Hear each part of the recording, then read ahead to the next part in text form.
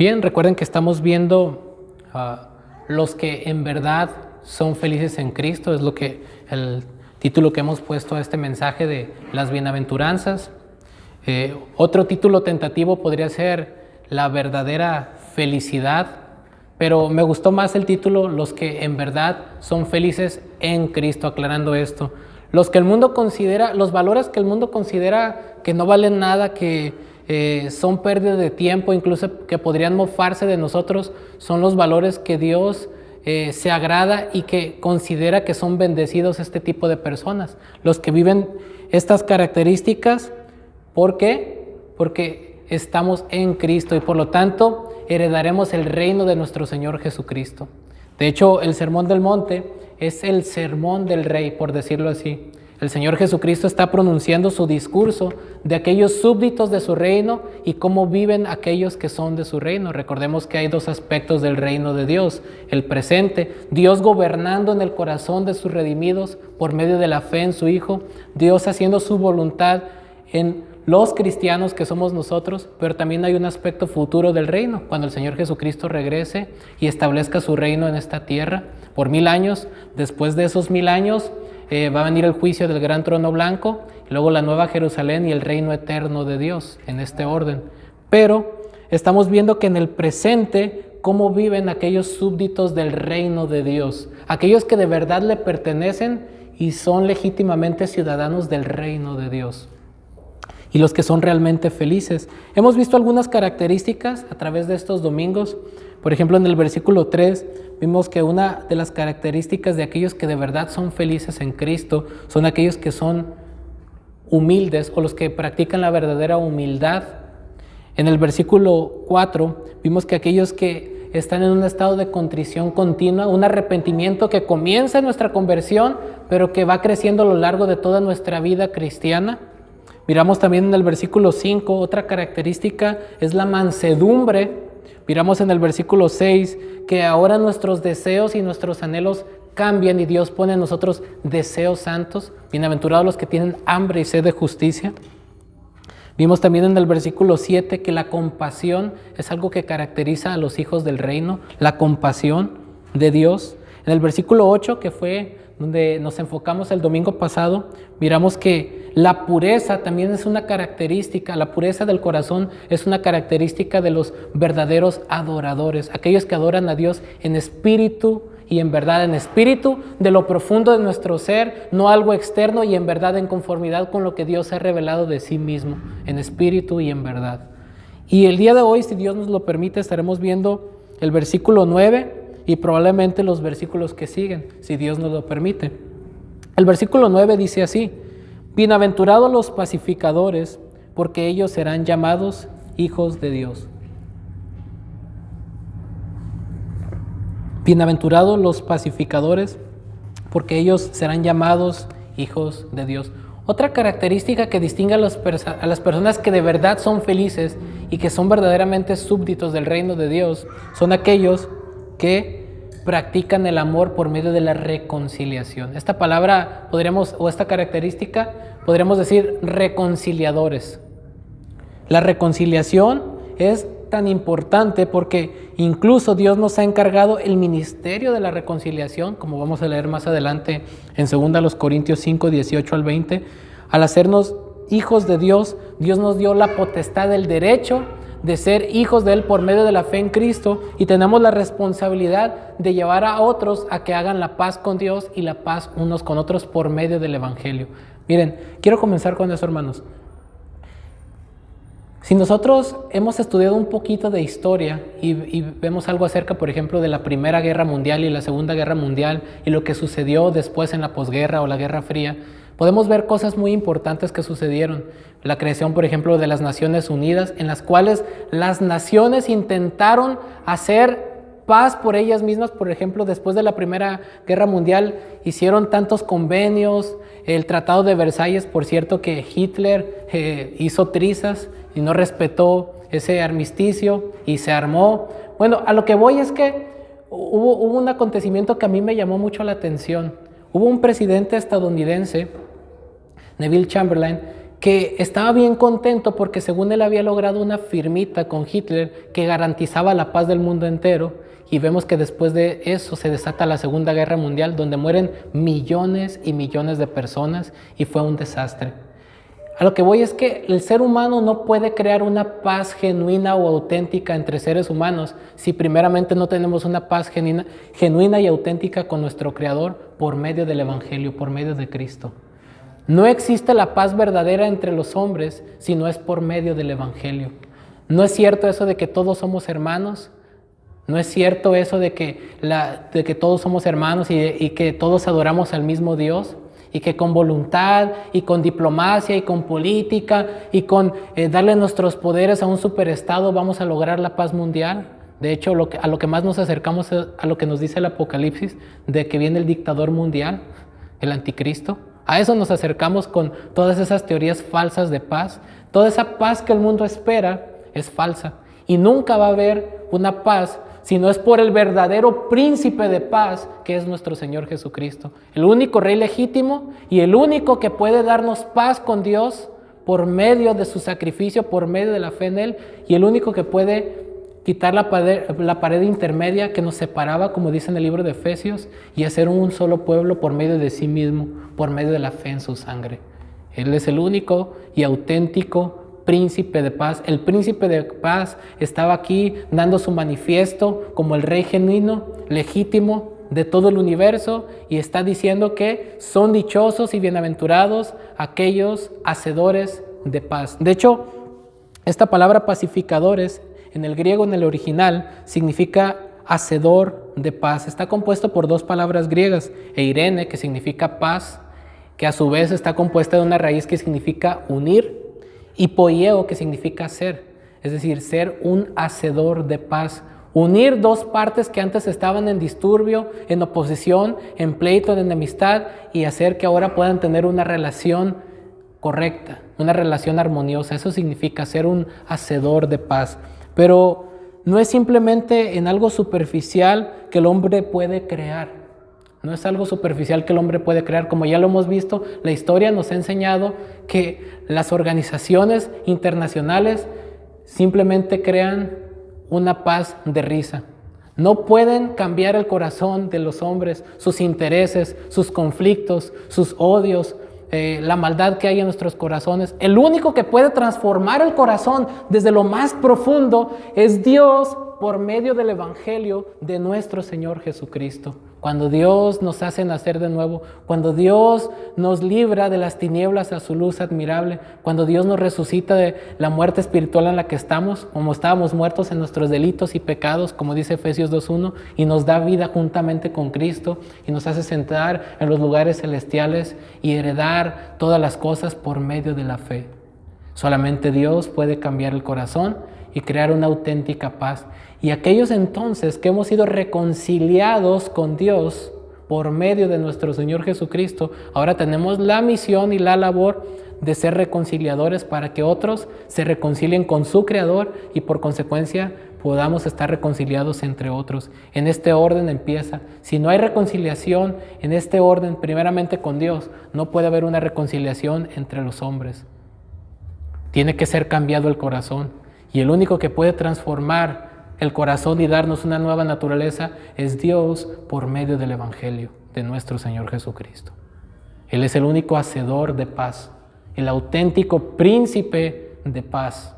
El mundo va a experimentar un tiempo de paz falsa, pero nosotros podemos experimentar una paz auténtica y genuina que el mundo no conoce, por medio de la fe en nuestro Señor Jesucristo. Esto es verdad, hermanos. Cuánto agradecemos a Dios por esta paz que nos ha dado, de que siendo enemigos nos hizo suyos, castigando a Cristo en nuestro lugar y otorgándonos a nosotros su justicia sin merecerlo por medio de la fe. Y hemos recibido entonces el ministerio de la reconciliación. Y vamos a un pasaje que nos habla un poquito de esto, 2 Corintios capítulo 5, un pasaje paralelo que nos ayuda a entender un poquito más esta verdad. 2 Corintios capítulo 5, versículos del 18 al 20, y luego voy a aterrizar en el 21. Fíjense lo que nos dice este pasaje, hermanos, disculpen.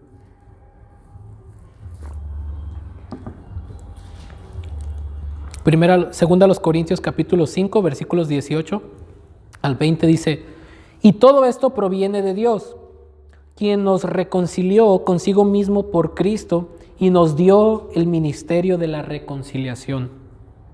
Que Dios estaba en Cristo reconciliando consigo al mundo, no tomándoles en cuenta a los hombres sus pecados, y nos encargó a nosotros la palabra de la reconciliación. Versículo 20. Así que somos embajadores en nombre de Cristo, como si Dios rogase por medio de nosotros. Os rogamos en nombre de Cristo, reconciliaos con Dios. Este es el ruego que hace el apóstol, y este es el ruego que los predicadores del Evangelio hacemos al llamar a las personas a la fe. Reconciliaos con Dios, reconcíliense con Dios. ¿Y por qué Dios demanda reconciliación? La reconciliación solamente puede existir cuando había una relación anterior y una de las dos partes fallan y esa relación se rompió y ahora hay una enemistad, una separación, pero cuando esa relación vuelve a ser armoniosa, eso es lo que significa cuando hay una reconciliación. Déjenme decirle que lo sabemos. Al principio de la historia de la humanidad, el hombre tenía una relación armoniosa con su Creador. Cuando Dios creó a Adán y a Eva, los creó sin pecado. Pero sabemos lamentablemente la historia, cómo es que el pecado entró al mundo y trajo maldición. Y de ahí en adelante todos nacemos con una tendencia hacia el mal, de manera que pecamos porque somos pecadores. Es nuestra naturaleza. Entonces, en Adán todos hemos recibido una naturaleza corrupta, pero por medio de la obediencia de uno, de nuestro Señor Jesucristo, los muchos pueden ser justificados. ¿A qué voy con esto? Esa relación que el hombre perdió por el pecado en el huerto del Edén y que se ha ido reproduciendo a lo largo de la historia, que vemos en la historia de la redención de toda la Biblia, cómo el hombre se ha alejado de Dios y ha quebrantado los mandamientos de Dios y estamos bajo la ira de Dios porque Dios es santo y es justo y no tolera el pecado y Dios tiene que castigar el pecado, por eso Él creó el infierno y existe el infierno. Porque Dios es santo y es justo. Y nosotros estamos en graves problemas por quebrantar día a día su ley. Si nosotros nos analizamos a la luz, por ejemplo, de los 10 mandamientos, pero de una manera interna, no solamente externa, nos vamos a dar cuenta que ni siquiera cumplimos un 10% de la ley. Y aún si pudiéramos cumplir un 99.9% de la ley, nos dice la palabra de Dios, con infringir un mandamiento nos hacemos culpables de todos. Póngase a pensar, ama a Dios con todo su corazón, con todas sus fuerzas, con todo su ser.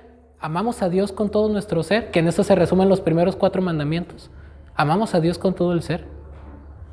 Pregúntese, ¿amamos tanto a Dios que lo ponemos en primer lugar? Segundo, el segundo mandamiento que resume los 6 restantes del decálogo. ¿Amamos a nuestro prójimo como a nosotros mismos? En esencia, ¿honramos a nuestros padres? ¿Matamos?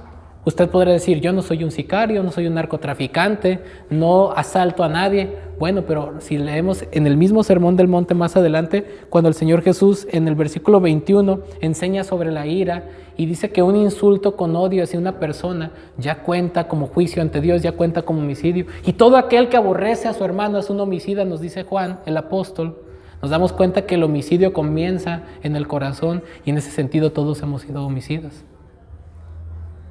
Si nosotros nos preguntamos si somos tan puros como creemos y decir, yo nunca le he faltado a mi esposa, yo nunca le he faltado a mi esposo, soy tan puro y casto, pero el Señor Jesucristo dijo que con tan solo ver a una mujer para codiciarla, ya adulteramos con ella nuestro corazón, de manera que el adulterio está aquí adentro de nosotros, no solo por fuera, nos hacemos culpables.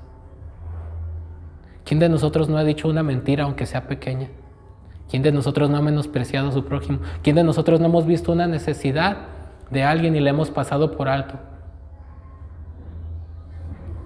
¿Quién de nosotros hemos codiciado, no hemos codiciado algo de nuestro prójimo, lo que sea? ¿Quién de nosotros no hemos dicho una palabra hiriente hacia alguien con odio y con coraje? ¿Quién de aquí estamos libres de pecado? Que tiremos la primera piedra. Ni el que está hablándoles aquí hemos cumplido la ley.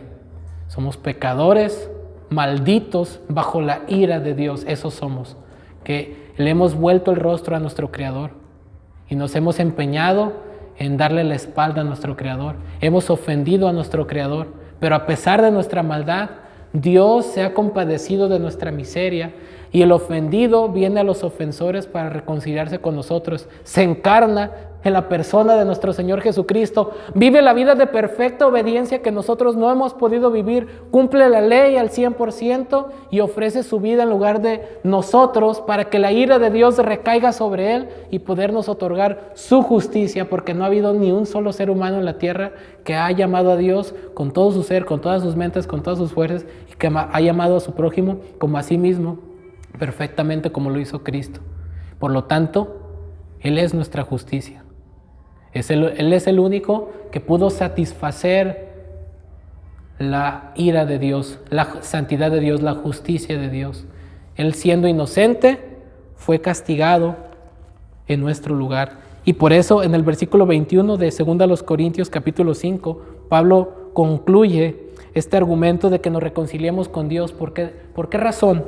Dice el versículo 21, al que no conoció pecado, por nosotros lo hizo pecado, para que nosotros fuésemos hechos justicia de Dios en Él. Aquí el evangelio condensado, reducido, para que lo podamos comprender. Las buenas noticias de salvación. Dios, el ofendido, el Dios santo, justo, que creó el infierno para castigar a todos aquellos que violan su ley. Dios derramó su ira en su Hijo y a Cristo le otorgó, le imputó nuestra injusticia, nuestro pecado, lo castigó en nuestro lugar, para que nosotros por medio de la fe pudiésemos heredar su justicia. Y Dios nos toma ahora en cuenta como si nunca hubiéramos pecado para estar en su presencia y nos mira como justos por medio de la fe en Cristo.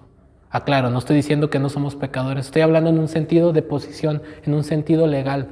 Dios retira entonces su ira, su enemistad contra nosotros y ahora nos ve como suyos, como sus amigos, como sus hijos. De hecho, este también es el argumento de Romanos capítulo 5, que dice en el versículo 1, justificados pues por la fe, tenemos paz para con Dios por medio de nuestro Señor Jesucristo. Justificados pues por la fe, tenemos paz. Estamos hablando de ser hacedores de paz. Estamos hablando de que para poder ser hacedores de paz, primeramente nosotros tenemos que estar en paz con Dios. ¿Cómo hemos obtenido esa paz? Por medio de la fe en nuestro Señor Jesucristo, quien cargó nuestro pecado, la ira de Dios llevó sobre Él, la maldición de Dios sobre Él, porque escrito está, maldito todo aquel que es colgado sobre un madero. Él cargó con nuestra maldición. Él llevó sobre sí nuestros pecados, como dice Isaías 53. Él fue castigado en nuestro lugar. Y por la fe en Él podemos tener esa reconciliación con nuestro Creador. De ser enemigos de Dios, pasamos a ser sus hijos, como dice Juan 1:12. Mas a todos los que le recibieron y a todos los que creen en su nombre, Dios les dio la potestad o el derecho de ser hechos hijos de Dios. De manera que la paz que obtenemos con Dios solamente se encuentra en Cristo. Y una vez estando en Cristo, ¿cómo no compartir este mensaje que puede reconciliar a otros con su Creador cuando estamos viendo que el mundo va rumbo al infierno y que está creando una paz falsa? El único que puede traer verdadera paz es Cristo. Y no estamos hablando de ausencia de conflictos, sino una paz auténtica, una posición de enemistad ahora en amistad con Dios y ahora un verdadero amor por el pueblo de Dios. Solamente Cristo puede hacer eso. Y solamente Él lo logró por medio de su sacrificio en la cruz, su victoria contra el pecado, contra Satanás, contra el mundo, y lo demuestra su resurrección. Que Él se levantó de los muertos al tercer día, conforme a las Escrituras, y que ascendió a los cielos días después, y que está a la diestra del Padre, y que volverá a establecer su reino. A este Dios todopoderoso que se encarnó, a este verdadero Dios, verdadero hombre que proclamamos, Jesucristo, el Hijo de Dios, es el príncipe de paz, quien puede traernos paz con Dios. Es aquel a quien debemos de proclamar y darle toda la gloria. Pregunta. Todavía no termino el mensaje y todavía no termino con las implicaciones prácticas de lo que es ser hacedores de paz, pero necesitamos entender esta verdad teológica para que lo demás tenga sentido. Primeramente, usted y yo hemos obtenido esa paz con Dios por medio de nuestro Señor Jesucristo. ¿Está seguro de que si usted muriera en este instante, estaría en su presencia o condenado? No podemos ser hacedores de paz si primeramente nosotros no estamos en paz con Dios. Necesitamos arrepentirnos y poner nuestra fe en Cristo. Darle la espalda al pecado, confesar nuestros pecados, clamar a Dios por misericordia y poner toda nuestra confianza en Cristo para perdón de nuestros pecados. Necesitamos venir a Cristo. Necesitamos ir a Cristo. ¿Cómo puedo hacer eso? Es tan sencillo, no necesita pasar al frente para repetir una oración. No necesita hacer obras previas para ello. Necesita volver a lo que hemos visto en las bienaventuranzas, ser pobre en espíritu, reconocer que no posee justicia propia, reconocer su bancarrota espiritual, su miseria, su pecado, llorar de arrepentimiento, ser humilde y dejar que Dios cambie su vida, desear la justicia de Dios, experimentar la compasión de Dios y darla a conocer a otros en el carácter que Él hace, venir a Dios con un corazón contrito y humillado, deseando limpieza para que Él nos purifique y entonces creer en la paz que Él nos otorga por medio de la fe. Debe venir a Cristo. Y cuando digo debe venir a Cristo, no hablo de algo solamente intelectual o emocional que nos afecta. Es algo intelectual, emocional, pero que también nos afecta volitivamente, es decir, la voluntad, en la cual decido darle la espalda al pecado y caminar de ahora en obediencia a Cristo y ser un esclavo de Cristo porque ahora Él es mi Señor. Necesitamos ser esclavos de Jesucristo en lugar de ser esclavos del pecado. Y cuando hablamos de esclavitud, estamos que ya no tenemos voluntad propia. Ahora nuestra voluntad debe girar solo en torno a la voluntad de Dios, por medio de su palabra. Y entonces podremos experimentar la verdadera paz que este pasaje nos dice. Y entonces podremos ser hacedores de paz porque nosotros hemos experimentado esta verdad del ministerio de reconciliación y hemos sido reconciliados con nuestro Creador por medio de nuestro Señor Jesucristo. Y la implicación de esto entonces comienza cuando ya soy reconciliado con Dios, llevar a otros a hacer la paz con Dios. Pero no es simplemente diciéndoles lo que la Biblia dice, es viviendo lo que la Biblia dice. ¿Cómo vamos a llevar a otros a Cristo si nuestra vida es una antítesis del Evangelio? ¿Cómo vamos a llevar a otros a Cristo si nuestro corazón no está lleno de la palabra de Dios? ¿Cómo vamos a llevar a otros a Cristo si somos religiosos y nos queremos mejores que los demás? Que por las cosas que hacemos o dejamos de hacer somos mejores que otros. ¿Cómo vamos a llevar a otros si no nos humillamos ante Dios y ante los demás? Hermanos, la gente necesita desesperadamente ver a los verdaderos reconciliadores. El mundo se está perdiendo cada vez más. Y nosotros, que somos embajadores de Cristo, somos la única esperanza para ellos, porque nosotros somos representantes del Dios verdadero que reconcilia a los pecadores consigo mismo por medio del Evangelio. Entendemos el grado de responsabilidad.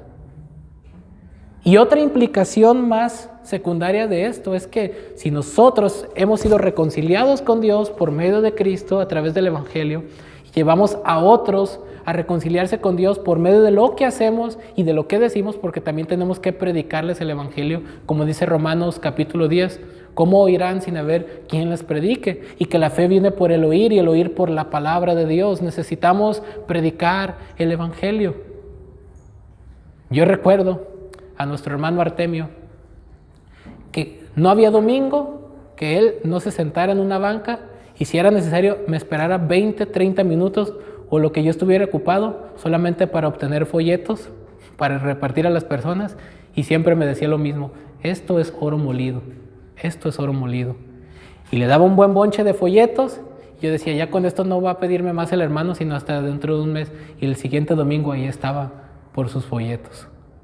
No había una persona que se le escapara al hermano que él no le hubiera compartido este mensaje. Y sus palabras eran tan sencillas, hermanos. Solamente hay dos destinos: cielo o infierno.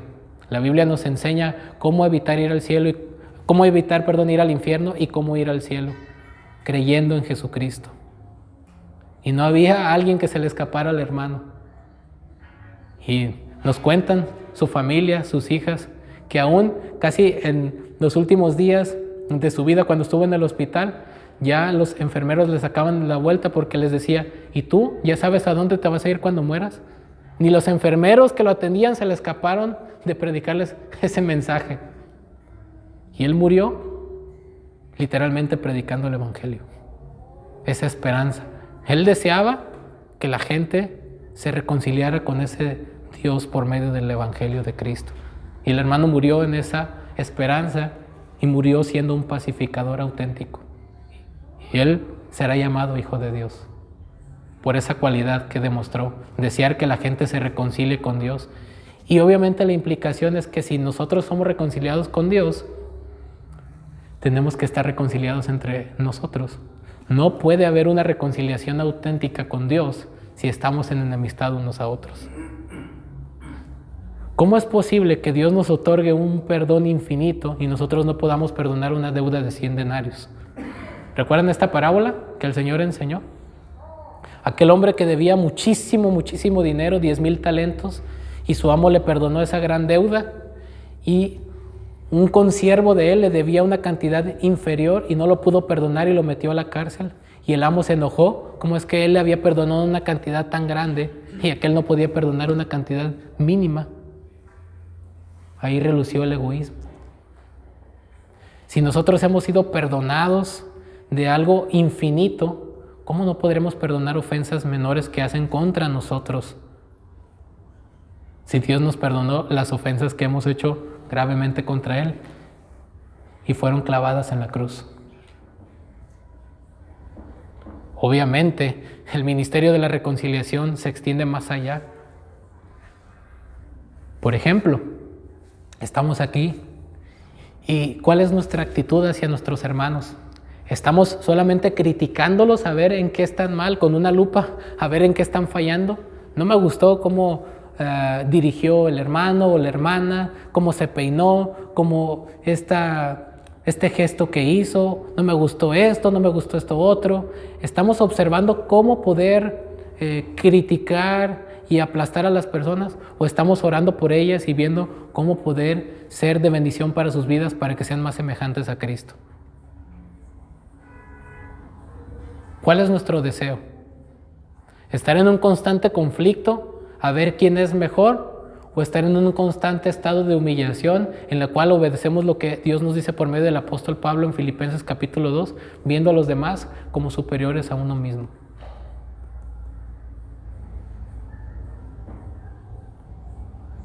Y de verdad que no puede haber una auténtica unidad, reconciliación entre creyentes si no hay una autohumillación, si no reconocemos que somos pecadores miserables, malagradecidos, pero que somos sostenidos por la grandeza de la misericordia de Dios.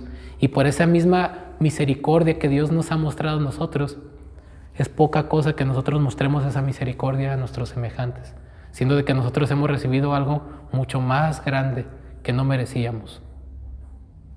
Y Dios nos provee de ese amor para otros, para estar en paz. Hermanos, necesitamos ser hacedores de paz. Un ejemplo: cuando alguien le pide un consejo y de repente le dicen: fíjate que tengo problemas en mi matrimonio, como que mi esposo ya no me dedica el tiempo y me dijo fea, me dijo gorda, o al revés, o fíjate que mi mujer me dijo que ya estoy viejo, que no son cosas que se deben decir, es pecado. obviamente, hacer eso. Pero ¿cuál es nuestro consejo? No, pues tú no te dejes. No, liberación femenina o liberación masculina. Si él te dice esto, tú dile esto. Nuestros comentarios fomentan a unir relaciones o hacer que se destruyan. Si nosotros queremos realmente ser hacedores de paz, estamos preocupados para que las personas entiendan su condición primeramente delante de Dios y segundo que puedan reconciliarse con su prójimo por amor. O estamos contribuyendo a que, por decirlo así, las llamas sean más potentes de la indignación y de la ira. Y todavía metemos de nuestra cosecha para que la relación se vuelva más turbulenta. No, pero es que, ay, no. No, si mi esposa me hablara así, yo desde cuándo que lo hubiera dejado. O no, que a mí mi esposo me haga eso, ¿cómo le va? No, yo que tú no me dejo. No. ¿Cómo contribuimos nuestros comentarios a fomentar una verdadera paz? No estoy con esto diciendo que, digamos, a la persona que permita que, por ejemplo, se le agreda físicamente o que permita cosas indebidas. Estamos hablando de cuidar que su corazón no guarde odio hacia la persona que le está ofendiendo y cómo con la ayuda y la sabiduría de Dios puede orar por su agresor, por su ofensor o su ofensora y que Dios obre una reconciliación por su gracia. Y que siempre estemos buscando el perdón de Dios y que las personas obtengan ese perdón por medio de Cristo. Hay tantas cosas que pudiéramos aprender o aplicaciones e implicaciones de este texto, pero llevemos en nuestra mente esto. Estoy reconciliado con Dios. Y si estoy reconciliado con Dios por medio de Cristo, ¿hago que otros se reconcilien con Dios y con los demás? ¿O mis conversaciones, mi actitud o lo que soy contribuye a desunir en lugar de unir? Pregúntese eso y ore a Dios con humildad. Oremos. Padre, te damos gracias por tu palabra, porque por medio de ella nos muestra, Señor, cada día lo que tú has hecho por nosotros por medio de la cruz y la esperanza que tenemos. Ayúdanos a ser auténticos hacedores de paz por tu gracia. Ayúdanos, Señor, te lo ruego, y en tus manos nos ponemos, en el nombre de nuestro Señor Jesucristo. Amén.